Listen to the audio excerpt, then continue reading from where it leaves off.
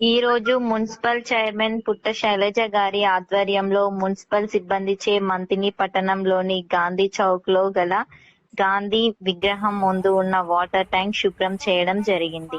corona వ్యాధి అధికంగా ఉన్నా కూడా ప్రజా సేవే ముఖ్యమని ప్రతిరోజు పట్టణంలో తిరుగుతూ డ్రైనేజీ శుభ్రం చేయటం,